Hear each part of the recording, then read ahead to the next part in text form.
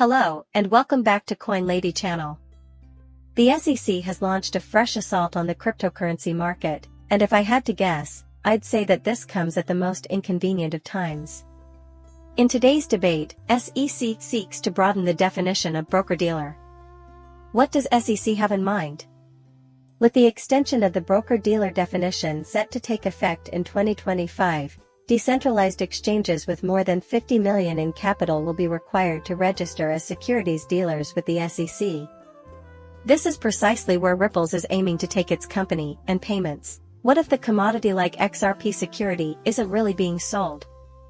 We don't need to register with the SEC at that really opportune time, for crying out loud. In my opinion, one of the reasons why individuals do not follow SEC regulations, such as this new enlargement of the broker-dealer, is because Hester purses.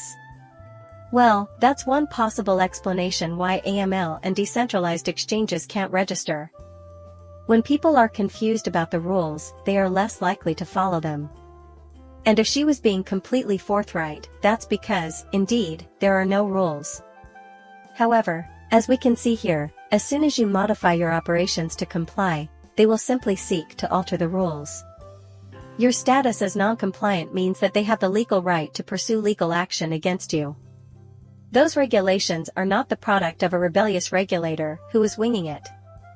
The SEC isn't focusing exclusively on the cryptocurrency industry anymore. AI is also a subfield of this.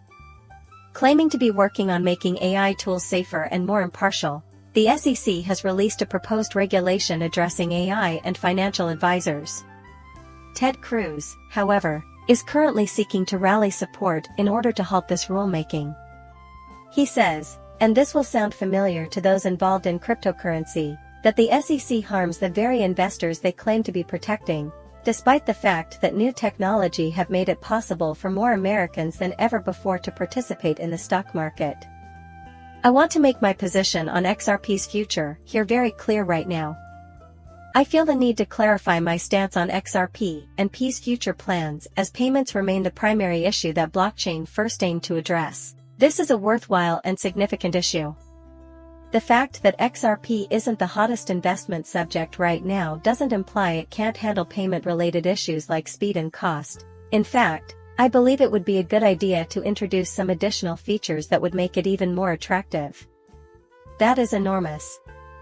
Quite large. And if you can find a solution to this major issue, it will benefit society as a whole. Yeah, I guess I should follow through and emphasize that we should quit leaving important use cases. Those use cases, however, will be unchallenged by XRP because of its competitive capabilities. I don't mean to imply that XRP would lose a lot of its value or usefulness if we went to fully smart contracts. However, the XRP ledger offers a lot of advantages over Bitcoin and Ethereum or XRP in many different areas, according to David Schwartz. One of these is the built-in decentralized exchange, which was ignored for a long time but is now receiving attention. They're adding new features, and I believe you'll have to do that once anti-money laundering regulations are in place. No, it's not an or a thing, if you listen to David in that place. We can handle both payments and DeFi, it's not like we can choose between the two. There will be a ceiling to Ripple's capabilities. Obviously, they aren't all powerful. But there's a tremendous amount of room for growth beyond that. I can't wait for them and the other XRP ledger developers to take this seriously and compete, since XRP is really exceptional at so many things. The community is divided on the topic of new feature sets. A collection of features for the AM modem.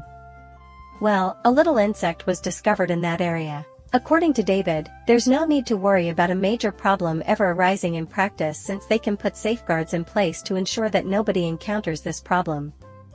If you're not suggesting that fixing the issue and fixing the sucker isn't a huge deal, then go ahead and do it again. Check it one more time for mistakes, and then send it back. Can you tell me which side is right? Is this something we can simply fix and implement? Is it necessary to redo everything, conduct a thorough examination, and then bring it to a vote once more? Listen, I have a great deal of respect for David, but I would never buy an XRP because of him. In addition, I anticipate that ledger. So, how can we find the solution? This is why the voting process takes place in a decentralized environment. As for the validators you know who have voting privileges, I have faith in their judgment. And they certainly won't do it only because Ripple suggests it. Unless, of course, everything is in order. That apart, it's not a huge deal. In my opinion, they will not think twice about approving this. I am not a programmer. Running infrastructure is not my job. I am unable to provide you with a definitive answer. I just need to have faith in this procedure. I expected that. It was stated today that Solana had a 5-hour outage. My initial assessment of Solana, that it's probably a decent transaction, remains unchanged. Even if the price has since risen, I still think it's likely a smart trade. I stated as much when the price was much lower. You can make out every detail and every action around it. Still, I wouldn't call it an excellent first layer. They pay too much attention to meaningless vanity metrics and too little attention to the basis, which is pretty weak. My best guess is that it will become, at the very least, a second layer of Ethereum. Once again, it's just fair, but it doesn't make the deal bad. So, I'm not going to bash it, but I've decided not to invest in it. To be sure, this is only one more instance. The blockchain in question is subpar. It is what it is. Cathie Wood or anybody else thinks it isn't good, I couldn't care less. Net inflows of $700 million into Bitcoin ETFs, new US ETFs have accumulated $7.7 billion and assets under management, while BlackRock and Fidelity are still rolling here in grayscale liquidations. However, incumbents have also seen outflows, and $6 billion. All it is the intervention of conventional finance, which has decided, you know what, to corner a large chunk of this industry. I don't believe Grayscale can reduce their costs to a reasonable level, even if they have so far. There will be more blood loss. Can they be purchased by anyone? Major announcement: Robinhood and MetaMask are teaming together to make it easier for users to take use of Robinhood's cheap order engine, which offers a safe, user-friendly, and self-custodial way to utilize Web 3.0. Perhaps this is going to be significant. Ethereum, you want to speak about an amazing experience being able to trade directly from your self-custodial wallet and a MetaMask wallet by using that liquidity of a centralized exchange? Joe Lubin and Robinhood might both see significant advantages here. Even though I don't use Robinhood to trade cryptocurrencies, I can tell you that it's a huge victory for the company. Even for stock trading, I don't use it. Although I will need to review the details and put it to the test, this does provide them some credibility, if you will. It may be a game changer, however, so if it's excellent, I'll utilize it. A word from Federal Reserve Chair Jerome Powell: this budgetary trajectory the US is on is unsustainable. Much obliged. Captain, clearly saying that the US national debt poses a threat to the stability of the US economy, but unfortunately, no actual remedies are offered. At this point, the national debt is $34 trillion and rising. Powell elaborated by saying that the US economy is doing well currently. It must be correct. You can't simply keep issuing debt until the world runs out of money, as Elon Musk has pointed out. If it weren't the case, we'd just print more money. What we want is oh, you must have a Bentley or Lamborghini, right? This is what you requested. Clearly, it isn't going to work. This will have its limitations. And we have gone much beyond those boundaries. When it comes to cryptocurrency, we get it. Keep in mind that crypto's worth goes beyond its practicality. An important component. Could you tell me the issues you're addressing? Its worth as a currency and a geopolitical hedge is another question. This is something to have in mind while the situation spirals out of hand. A lot of people are attempting to escape from geopolitical problems and reckless budgetary policies. Today, there is a lot of bolt in the globe. More and more people are likely to start using cryptocurrency. Here we see a similar pattern. According to Reuters, the BIS has issued a warning about the over $80 trillion in off-balance sheet debt held by pension funds and other non-bank financial institutions. You can't help but be worried about the day when we experience a severe recession. The day will come. No matter how long you live compared to when you were born, eventually you will die. Boom and bust periods occur in economies. Furthermore, a genuine bust has not occurred at this location for quite some time. Consider the State Teachers Retirement Fund of California. A few weeks ago, I reported on their frantic pursuit of a $30 billion loan in order to preserve liquidity.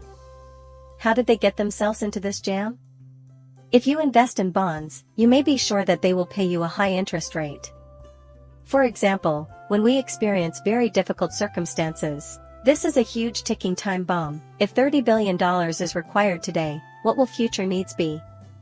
We can see that CalPERS, the biggest pension system in California, has enormous unfunded obligations. Therefore, they are looking at cryptocurrency and Bitcoin as a way to bridge that divide.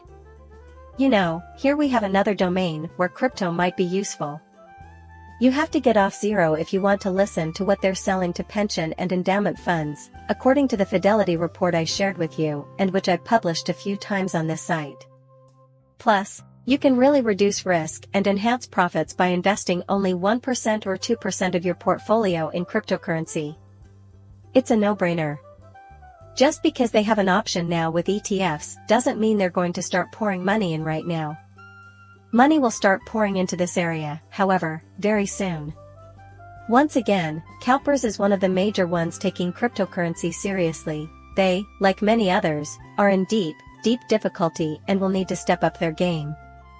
Lots of individuals are trying to persuade you that everything is okay, but there's really a lot more chaos going on with pension funds, retirement funds, and corporations in general. Kathy asserting that Bitcoin ETFs will lead several investors to begin exchanging their gold holdings for Bitcoin, a trend that she believes should gain momentum. Easy access is now available to all investors. Make sure to browse down to the top 50 assets before you film this video. Our DER is up around 5 or 4.5%, so there's not much to report. Plus, Monero is down 29% for the day. Nothing major has happened about Monero recently, and I have no idea what's going on with the investigation.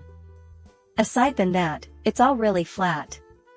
Eventually, we're going to snap out of this hesitancy and do something concrete. It would be fun to pop some bottles if we broke up to the sky. We are generating revenue. A chance presents itself if it falls. The tea leaves seem cryptic to me. The charts are unclear to me. I'll let other individuals handle it. I am ready in any case. I am prepared to attack. We may just sit back and see how things unfolds. We will not engage in sideways trading indefinitely. Tell me what you think in the comments when our day arrives. And as usual, if you enjoy it, subscribe to it. See you soon, bye.